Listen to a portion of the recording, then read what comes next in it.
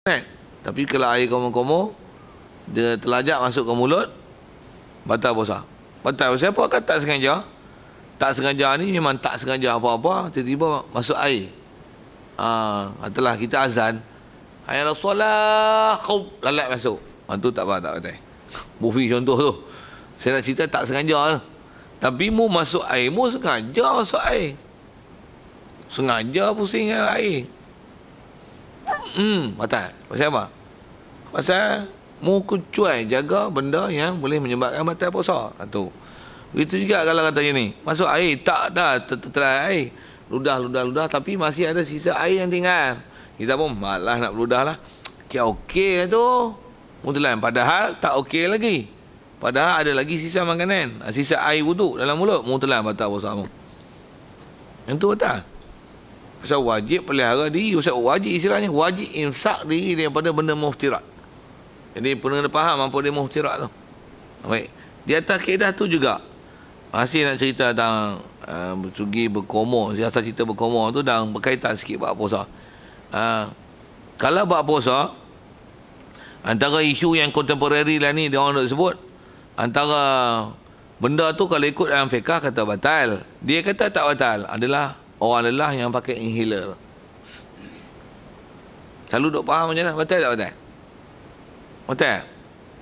Batal. Ikut kaedah fiqh, apa ulama bahas, dengan apa duk faham dengan yang sebut syarat, dan apa yang duk buat dengan perbuatan inhaler tu, perbuatan tu membatalkan puasa. Pasal dia ada sesuatu masuk, dan masuk tu serbuk kan. Serbuk bukan air, serbuk. Dia lah serbuk yang sangat halus. Serbuk. Lepas tu masuk mulut macam mana? Ludah tak? Komo tak? Tak deh, telan deh. Telan tu yang masa lega kan.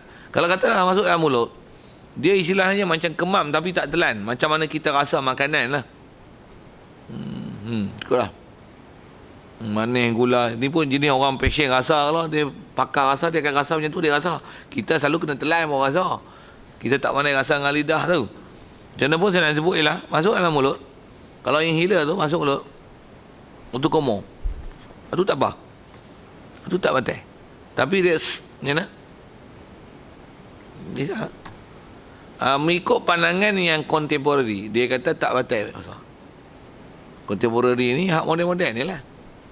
Pasal apa tak batal? Ni yang disebut. Antara alasan dia, memangnya ni alasan saya tengok dalam artikel-artikel memang. Dia kata kerana kiaskan air yang tertinggal dalam mulut selepas kita berkomo. Pasal dia terlalu sedikit.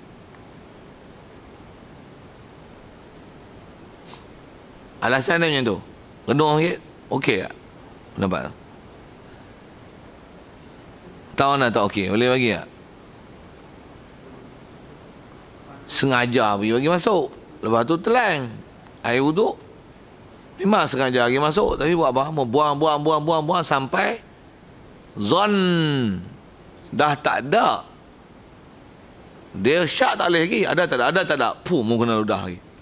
Ada tak ada? Ada tak ada? Pum, kena ludah lagi. Pasal asalnya ada. Pasal mu masuk air wuduk tadi. Muduk komo tadi. Ada tak ada? Ada tak ada? Ada tak ada? Pum, kena ludah lagi. Ada tak ada? Ada tak ada? Ada tak ada? Pum, kena ludah lagi. Ada tak ada? Ada selagi muduk ada tak ada? Ada tak ada? Duk syak tu. Kena ludah tu. Nak apa hukum ludah tu? Wajib. Pasal wajib jaga daripada perkara yang membatalkan puasa. Sampai bila? Mu sampai tak kena ludah. Istilahnya zon.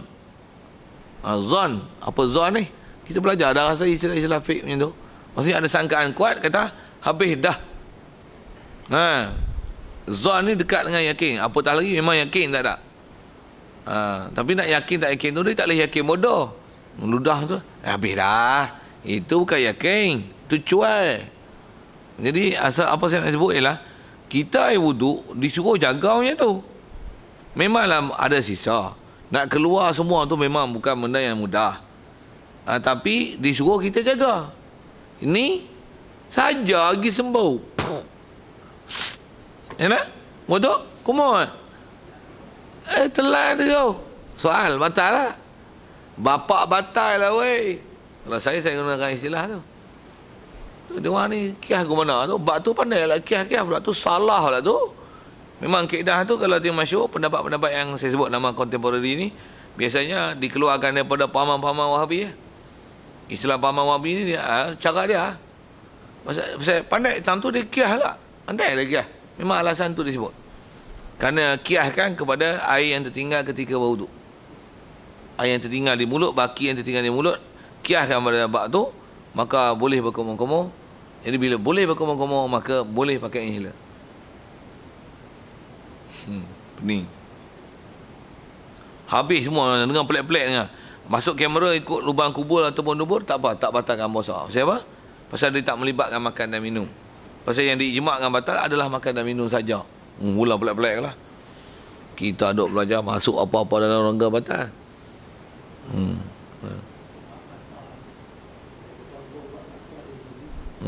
Berasa pahit lah. Tu pun selalu orang tanya tu, bapa tu.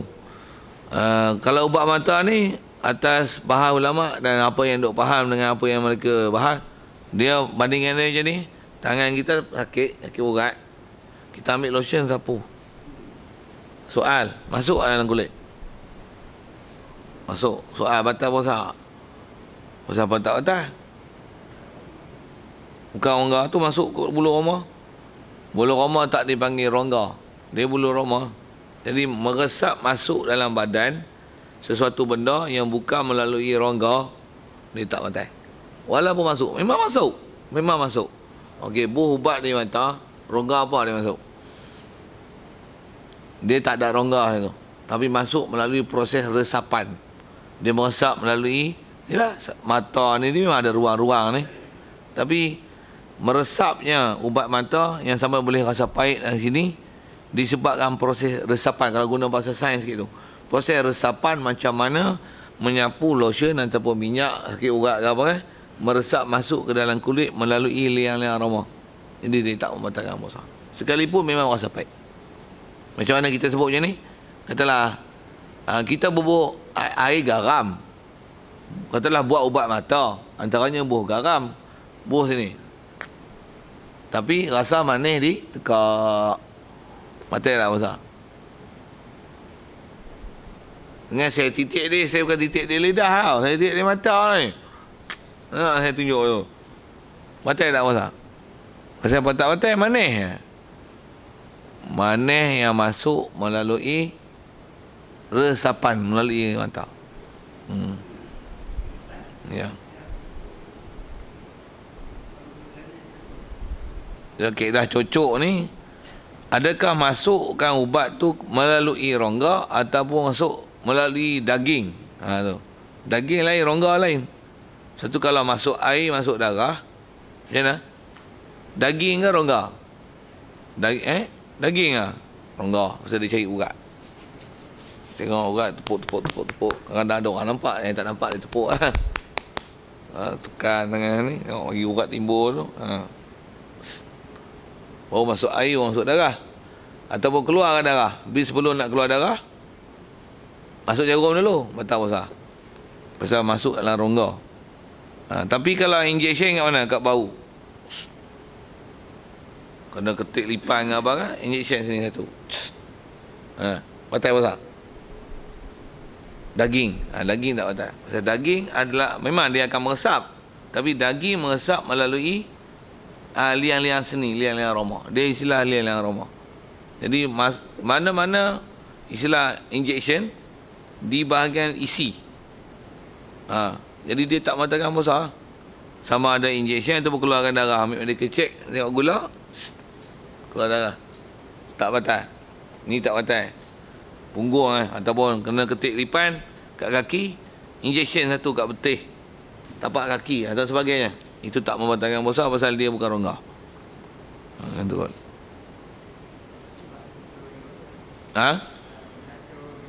Urat darah lah kan. So urat tu kena faham urat tu. Urat tu urat darah lah kalau selalu kita duk pakai bahasa tu. Urat darah adalah hukum rongga. Kalau urat tu adalah otot, tak rongga. Kadang-kadang kita guna sakit urat. Sakit urat tu sakit apa? Sakit otot. Kalau otot, dia tak mengatakan pasal otot ialah daging. Tapi kalau masuk darah ikut urat, urat tu ialah hak timbul tu. Yang tu ialah rongga. Jadi guna faham istilah urat tu kan. Kalau urat tu otot, tak batal. Kalau urat tu adalah salur darah, dia rongga, dia memantai.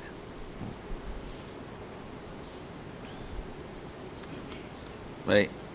Jadi asal ke sana sikit tu pasal duk cerita wuduk tadi, untuk cerita bab sugi, tu yang ke posa sikit tu. Ustaz belakang alik. Jadi antara benda yang sunat bersugi ketika bangun pada tidur. Jadi tidur ni memang sunat sugi. Walaupun tidur siang, sunat sugi. Dan tak kala kuning-kuning gigi. Kuning-kuning gigi. Selalunya kuning gigi pasal apa? Antaranya faktor makanan. Melainkan kalau ada kecuali ke orang yang memang gigi dia kuning. Itu lain. Saya ada beradik saya memang ada gigi kuning. Saya pun antara yang gigi yang dia tak putih, dia kuning tak. Saya biasa pergi cek gigi. Dia tengok gigi kuning ni. Doktor tanya, awak merokok ke? Dia tanya 2 kali, awak merokok kan? Tapi kalau dia tanya, kalau saya kata pasal dia tengok gigi kuning kot, pasal antara sebab merokok, kesan merokok gigi kuning kan. Kalau saya tak payah tanya, walaupun saya tak doktor orang merokok tak payah tanya, tengok gigi kuning saya rokok, tak rokok, dia menapah, tahu lah. Musuh tengok langit-langit, dia biasanya dia akan hitam sikit, dengan langit-langit atas. Kesan pada rokok tu. Tu doktor tu, dia kata, doktor ni tak apa cerdik, tanya aku merokok. Aku tak pernah seduk rokok sepatang pun. Pasal dia tengok gigi kuning kot. Satu dia kata, awak merokok kan? Tak, dia tanya 2 kali. Masa tu saya sekolah menengah. Masa tu cek gigi, masa tu kedai 2 saya. Awak merokok kan? Awak ada merokok kan? Lah, kamu tak boleh tahu nafas aku ke mana. Pasal dia duduk belek, takkan kamu tak menafas bau mulut kita kan? Boleh tahu lah orang merokok. Saya kalau budak-budak sekolah akan gaduh, cuma tak payah mulut, saya pegang tangan dia. Buat apa? Pegang tangan, pegang tu, pegang tangan. Rokok. Dia kepek kan? Mesti ni. Tambahkan lah, dia guna lah limau lah apa kan, dia tak nak bagi kita bawa rokok. Alah lah tu orang ingat bodoh dengan aku kan. Tengok baju mu, tengok peluh mu. Sekarang bawa peluh orang boleh kedai lah. Tengok atas sensitiviti dan kepakaran masing-masing lah. Saya buat tu pakar lah. Okay. Gan tangan. Oh, rokok tak? Dia giling. Nak tengok tipu tak tipu. Satu nak tengok dia amanah tak amanah. Cakap benar tu. Awak merokok tak merokok? Tak. Main tangan. Merokok tak merokok? Sebuah salah dia tak mengaku pun.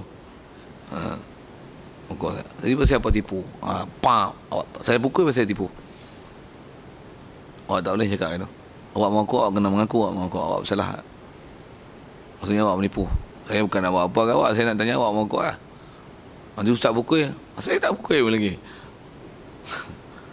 Jadi ustaz pukul, saya pukul bukan masalah awak merokok. Saya pukul pasal awak menipu. Menipu berdosa. Merokok pun sampai tahap macam ni awak berdosa lah. Benda tu haram. Tapi saya pukul dia bukan pasal awak merokok, tapi pukul tu pasal awak menipu. Budak-budak pun ada cara nak tackle lah kan. Untuk nak tackle lah macam mana? Lain kali awak boleh lah jangan menipu kan saya. Boleh Ustaz. Okey, sudah. Mari jumpa lah. Merokok hari ni. Pasal pernah berlaku saja Rasulullah ni tu. Cara Rasulullah tackle tu best. Kita boleh guna teknik. Buat dia. Saya janji hari tu jangan menipu kan saya. Saya marah lah awak tipu. Awak merokok ni satu hal lah. Saya tahu lah kadang-kadang payah awak nak tinggal, tapi jangan tipu kan saya. Saya tak suka awak tipu. Tipu berusaha. Takkan awak merokok, awak kata tak merokok, awak salah. Akhirat masuk awak tu memang tak boleh tipu. Mulut awak kena kunci. Awak tak boleh tipu. Jadi jangan tipu. Jangan tipu. Jangan menipu. Awak jumpa dia tanya, awak merokok lah hari ni? Merokok saya. Allah. Dia tak pasal dengan aku. Dia kait lah. Dia janji dengan kita. Tu jumpa ya. Assalamualaikum. Waalaikumsalam. Senyum. Dia tengok dia senyum tu. Merokok hari ni. Hari ni dah kisah. Tapi semalam merokok. Semalam saya tak tanya. Saya tanya hari ni lah. Tu jumpa hari. Merokok hari ni. Dia sampai kita tanya 3-4 kali dia naik segan. Sampai dia berhenti. Berhenti siapa? Pasal segan. Ustaz duk tanya. Duk mengaku depan Ustaz. Leceh. Pada berhenti. Tu pun salah satu cara teknik bagi cuba kita sebut tu, kita sebagai guru, murid Kita pun tak rokok, kita tegur dengan cara macam tu. Dia berhenti akhirnya. Tapi ada orang tak makan saman tak? Mu tegur tu, mu rokok lah. Hai, mana boleh tinggal Ustaz? Oh, selamba je sebut. Mana boleh tinggal Ustaz tanya pula kami. Alah, tak kenal. Boleh selamba dia cakap dengan kita tu. Jadi dia tak respect. Orang respect kita lewat tu. Orang tak respect tak boleh. Cerita apa ni? Pasti cerita apa tu. Saya cerita sebut kuning gigi. Cuma petua lagi putih gigi macam mana? Tak payah. Hak tu tak usah duk gigi putih lah. Memang duk kuning-kuning tu lah. Pergi beli hak ni, ubat ni bagi. Nak gigi putih gigi. Lah, gaduh lah. Dah memang tak putih lah. Tak putih lah. Nak sebut macam mana? Tuan-tuan kalau kulit tak putih. Kulit sawo matang macam ni. Untuk tuan-tuan nak bagi putih macam Cina. Beli ubat. Okey tak? Kata apa? Sewil. Siapa? Orang salah dah bagi natural macam tu, bukan nak boleh ubah lah. Satu gigi kita ni kalau memang masa tak putih, tak putih weh. Macam tu lah. Ustaz gaduh putih tapi bersih. Tu penting.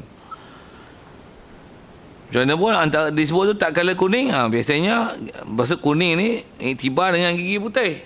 Bila gigi putih nak kuning, sudah sugi. Kalau memang gigi kuning, tak payah. Tak usah ada sugi lah pasal kuning tu. Pasal kuning tu memang kuning. Beli baju merah, merun. Tu sunat basuh sampai putih macam tu lah. Tak ada lah. Bila kotor, bila berbau, basuh. Bukan nanti aci berwarna je, basuh. Kalau putih dia jadi berwarna, basuh. Tapi kalau berwarna dah memang warna ni. Okey, siap lah basuh macam tu kok gigi tu. Tu istilah kuning. Dan sunat pula, tak kala hendak tidur. Nak tidur pun sunat sugi. Ajaran bersugi, gosok gigi sebelum tidur, lepas tidur ni memang dalam kitab punya. Memang ajaran sunnah Nabi SAW. Tapi amalan ni kita tinggal. Orang putih jaga. Orang putih. Saya tak tahu kalau saya gosok gigi ni, saya jaga gosok gigi ni pasal ngaji kitab. Dulu memanglah kecil-kecil jenuh bersuruh.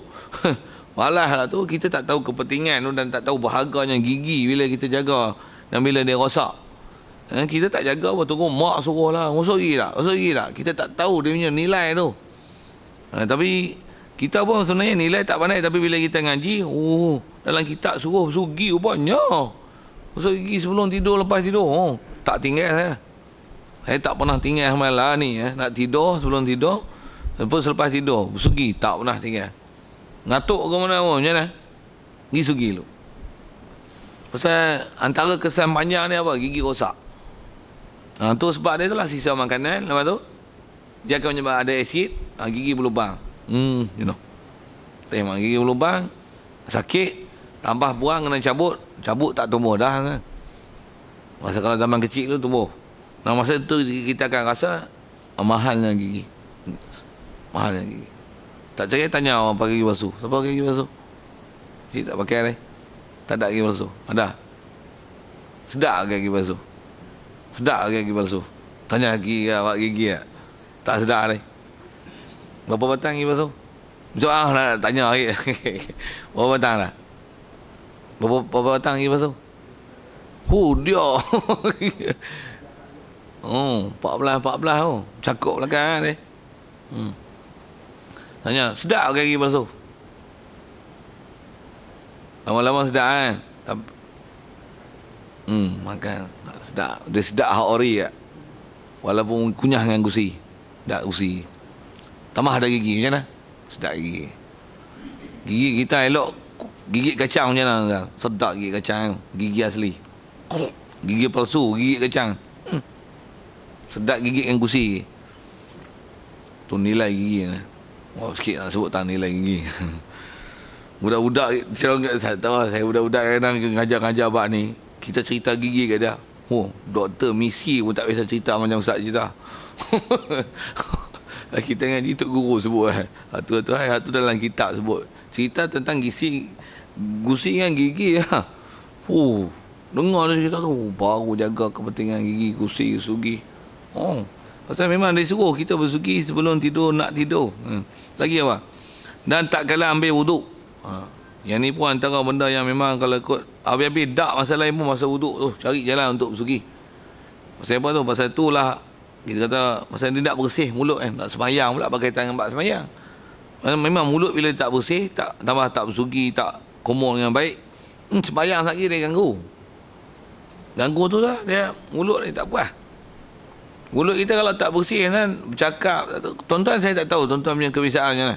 Tapi kalau saya jenis biasa dah bersugi ni, baik semayang, baik baca Quran. Hatta kalau mengajar macam kita kalau nak mengajar ni kadang-kadang lepas kita bersugi, ambil uduk siap, kadang-kadang tak semayang apa lagi pun, tapi memang kita dah nak mengajar tu ada uduk. Jadi sebelum uduk, masa ada uduk tu bersugi. Jadi kita semayang tu, kita mengajar tu dengan ada uduk, dan antara kesan dia bersugi tu. Sedap juga. Kalau lepas makan bercakap, saya tak suka tu. Kalau saya lepas tu nak mengajar, orang panggil makan dulu. Allah, nanti dulu. Saya sagi mengajar tak best. Satu tak bersembuh, dia tempiah. Kita pun merasa tak puas. Mulut ni lagi rasa masih manis, tak sedap. Dia bila bersih kosong tu, yang tambah naik angin. Tengok dia bubuh lah. Itu lagu lah sebut. Memang dia akan rasa kepastian bila kita bersugi. Antaranya itulah ketika wuduk, cari jalan lah. Dan juga kata dia ketika membaca hadis dan tak kala hendak berzikir. Jadi setiap benda-benda yang kita nak sebut benda baik, dan tak kala hendak masuk Kaabah. Kalau boleh masuk lah, muka sekupang kita tak masuk deh. Kalau ikut Kaabah bukan saja tu, kalau ikut setiap nak masuk ke rumah tu ada. Dan tak kala masuk seseorang kepada rumahnya. Bila masuk rumah buat apa? Bagi salam, bini buka pintu, jumpa siapa lu? Jumpa bini dulu. Abang balik dah. Ni tu dia mulut. Kalau kita makan sedap di luar, katalah makan nasi berani kan, balik makan apa tu tak bawa balik pun, dah pecah tulang. Pecah tulang tu suka lah. Tapi dia kata apa, tu kalau mulut bau wangi lepas makan nasi pun kan, kena bau mulut busuk, gigi pula ada berdekas darah ke apa kan. Assalamualaikum, Waalaikumsalam. Abang balik dah. Tu dia masuk rumah. Nak tutup mulut, nak tutup hidung depan suami, kok nampak kurang ajar kan. Macam bau terang mana langsung, tapi gagah tahan gitu. Tapi kalau mulut kita wangi macam mana? Masuk. Assalamualaikum, Waalaikumsalam. Abang ni wangi lah, balik best lah. Wangi lah. Geram je. Abang balik, geram je. Siapa? Dengan wangi, dengan muka berseri, dengan mulut bersih. Tak cari, try lah. Ya kan. Satu perangai macam ni siapa? Mak Saleh. Sikit lah saya sebut Mak Saleh kan. Kita tengok filem-filem ni mah. Bila dia nak berjumpa ada dating dengan awet, kau pergi mana-mana macam mana? Dia pakai kemas-kemas lagi apa? Cuma kaedah kita tak diajar bus spray tu. Kaedah kita apa? Sugi. Memang apa lah, dia pewangi mulut kan, buka menapas, sembang je lah. Keluar bunga. Dulu kita kecil dulu kan ada elang Colgate, napas dah berbau, Colgate, waktu keluar bunga. Sembang dengan bunga, mulut keluar bunga. Nak menunjukkan napas berbau ni tak molek weh. Katalah saya mengajar ni, napas saya berbau, saya silap satu dewan ekor pula lebo. Satu masuk rumah sugi. Jadi bagi orang rumah bau mulut molek-molek sikit pasal itu. Tak payah syarah panjang lah tu. Dan tak kala hendak jimat, sama lah kan, lagi lah kalau ikut tu, lagi ada hubungan intimnya lagi lah. Takkan mulut makan sampai belacang jimat leceh. Mulut genuak, mulut isap okok jimat, leceh lah. Tuan-tuan tak tahu lah, tak selesa lah. Dan pada ketika lapar, pasal apa? Bila lapar yang mulut, bila lama tak masuk makanan, antara efek dia adalah berbau mulut. Apatah lagi mulut kalau ada sisa, dia akan bau. Ketika lapar pun antara kesan dia ialah mulut berbau. Dan dahaga, ketika dahaga, itu yang bila berpuasa antara kesan dia mulut berbau. Dan tak kala hendak mati. Itu siapa nak sugi? Orang sugi lah kita. Waris. Satu saya pun ada pengalaman ziarah-ziarah orang sakit ni. Kerana khususnya orang sakit susah nak mati. Sakit lama. Dan 2 bulan, 3 bulan terlantar memang panggil kita baca Yasin. Sama arwah Pak Teh lu ada lah. Kalau saya pengalaman dalam masa tu kadang tok guru tak ada, kita ada. Tu nak buat macam mana ni? Baca Yasin, baca lah kan. Baca pun minta supaya istilahnya mudah kan. Dia urusan nak mati tu. Nak minta mati pun boleh lah pasal itu. Kalau mati itu baik untuk dia, matikan dia ya Allah. Boleh doa gitu. Cuma jangan doa gini, ya Allah mapuh gila pak ni. Tunggu lama kan. Tak salah berdoa gitu. Soalnya kaedah kita pun kita boleh berdoa mati dengan kaedah begitulah. Rasulullah pernah ajar dan pernah ada sahabat yang berdoa yang cara berdoa minta mati yang tak betul Rasulullah ajar. Antara kaedah dia, ya Allah hidupkanlah aku selama hidup ni baik untuk aku, dan matikanlah aku jika hidup ni mati ni ialah baik untuk aku. Allahumma ahyini in kanatil hayatu khairan li. Hidupkan aku kalau hidup tu adalah baik untuk aku. Wa amisni in kanatil mautu khairul li. Matikan aku kalau mati itu baik untuk aku. Jadi kalau kita baca Yasin pun dengan doa tu, ya Allah kalau mati itu baik untuk dia, matikan dia ya Allah. Boleh tak minta mati itu? Minta mati dengan khair itu harus berdoa. Dan tu doa yang penting. Jangan ya Allah matikanlah buat ni, lama lah sakit siksa. No, bukan. Tak betul. Walaupun sakit siksa, kita tengok siksa. Pada dia mungkin dia tambah pula tu guru ahli ulama. Itu pahala besar kan dia. Pasal dia sabar. Dia redha. Dalam masa tu dia boleh taat. Dan kalau kata disipah dosa dia boleh tobat. Bukan tentu siksa kat dia. Pada kita tersiksa pasal kita siksa jaga dah. Nak pelepas tengkok kita sebenarnya ada. Jadi macam mana pun doa tu lagi betul lah. Macam mana pun saya nak sebut ialah tentang masalah bersugi tadi. Tengah tak kala nak mati. Kalau kita memang perasan kita nak mati, payah sangat nak mati, ambil sugi gosok. Kalau khusus saya sebut pengalaman yang jumpa orang yang memang sakit lama nak mati, susah nak mati, antara kaedah dia memang sugi. Tengok payah ataupun dia tengok dia berempas bulan lah nak mati. Lama sakit teruk. Tapi tak mati. Memang kaedah dia ambil sugi, basahkan dia dengan air, sugikan dengan lembut ke mulut dia. Bismillah. Jangan ambil tonyoh gitu lah. Cari orang yang paling kasih sayang dengan dia. Seorang tu yang akan buat dengan lembut, kita kasar. Tambah nak cepat-cepat pula. Kalau kata nisbah dia lelaki, isteri dia ada. Kalau saya dulu memang pengalaman saya lah. Pernah baca Yasin apa kat orang sakit apa. Kadang masa duduk pondok, kadang masa pergi ziarah-ziarah orang ni. Kita buat macam mana ni, lama dah sakit tu. Nampak gaya macam nak pergi dah, tapi tak pergi lagi. Kod dia payah nak meninggal. Macam mana nak buat ustaz? Doa macam Yasin tu syukurlah kan. Tunggu ajar macam tu lah. Jangan doa minta mati. Salah. Minta ya Allah jika mati ni baik untuk dia. Mudahlah urusan dia untuk mati ya Allah. Mudahlah, minta mudah tu. Macam mana pun tak ada ke cara ustaz nak bagi mudah-mudah apa sikit. Dia kata sebut lah tu, waktu ambil sugi lagi. Tinggal sugi kita. Kita saya sayang sugi pasal dah payah nak cari. Ambil tinggal sugi, kadang-kadang mujur pendek dia pun tak apa pendek dia tak galakkan lagi. Kalau panjang tu saya nak bagi. Tunggu 3-4 hari pakai sugi tu. Bagi dia. Makcik ni sugi. Memang antara sebut dalam kitab sebut lah tentang ni. Dia memudahkan keluar roh. Rendang dengan air sikit, bagi basah tu, ambil gelas cawan, ambil air, basahkan dia. Betul. Sugi lembut. Macam mana kita gosok gigi orang sakit, gosok gigi kan kita pakai tuala apa kan. Bukan suruh dia komor-komor dia, ambil tuala kunyah mulut. Gosok lidah, gosok langit-langit dia. Tengok orang ngurus orang sakit macam mana, orang yang pandai ngurus orang sakit macam mana. Kebersihan mulut dia jaga macam mana. Asal saya nak sebut ialah atas sugi dia, gosok kunyah. Atas lagi atas. Gosok 3 kali. Sebutlah kalau ikut sunnah dia. 3 sini, pelan. Atas 3, kiri pula. Bawah 3. Kalau dia boleh ngangah, bila selalu orang sakit payah nak ngangah, tu sugi. Kalau tak boleh nak atas bawah tu, masuk tu, bismillahirrahmanirrahim. Niatkan kerana ikut Nabi sallallahu alaihi wasallam, sugi kan. Bagi sugi baca malam, bagi tu tak ada.